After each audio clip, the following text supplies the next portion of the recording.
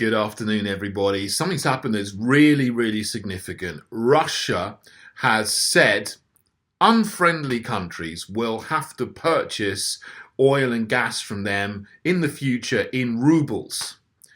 That is a bombshell to the global financial system, which since the end of the Second World War has operated with the American dollar as the reserve currency.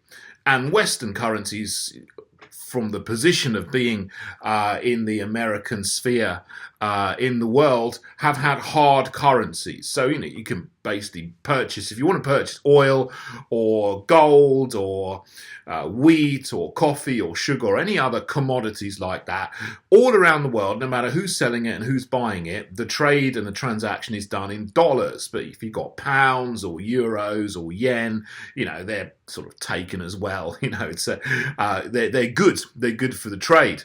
But Russia has just said, I think yesterday, that's no longer the situation.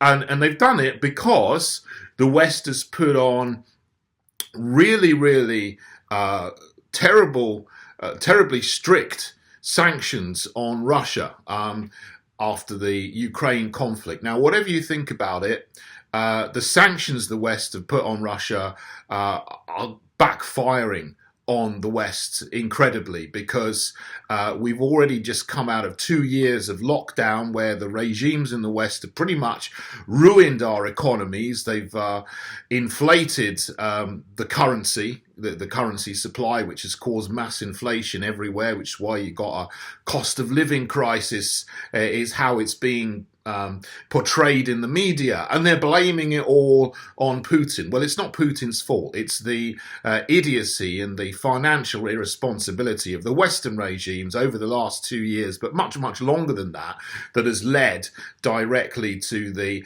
inflation crisis that we got now. So sanctions on Russia is just adding to that. Because that's drying up the supply of oil and gas, because a lot of Western countries are saying, we're not going to buy oil and gas or commodities from Russia, except they are still buying them because we need them, because in Germany in particular, if it's not going to get oil and gas from Russia, it's going to crash. The whole country is going to just go into darkness. So they have to continue buying commodities from Russia. But Russia has said now, you won't be able to buy those commodities, starting with oil and gas, but it'll go on to wheat and gold, palladium, fertilizer, all the other things the West needs to buy from Russia. Eventually, it'll be everything, I imagine. We won't be able to purchase those things in euros or pounds or dollars anymore. We'd have to buy roubles first and then purchase those commodities, which have real value, of course, in roubles.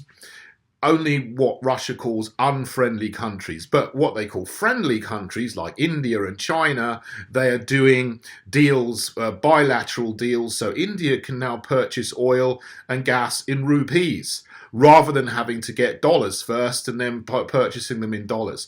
This is really a bomb in the whole global financial system. And if they pull it off, and there's nothing to stop them, then basically the dollar hegemony, the economic hegemony and supremacy of the West is over.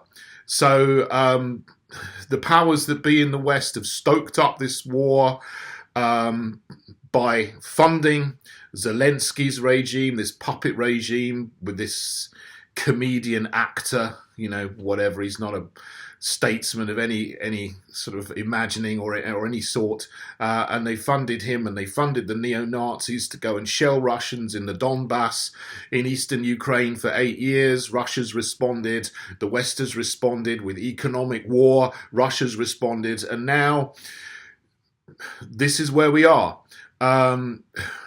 If someone was wise in the West, they would de-escalate immediately, stop arming Ukraine, stop the sanctions on Russia, normalize relations and get back to normality, because we've had enough of a pummeling economically over the last 2 years. But the stupidity and intransigence of leaders all over the world is just going to lead to more pain and poverty for ordinary people. Not the people that make the decisions, but ordinary people in the West, in Ukraine, in Russia. They're all going to suffer because of the stupidity and intransigence of our leaders.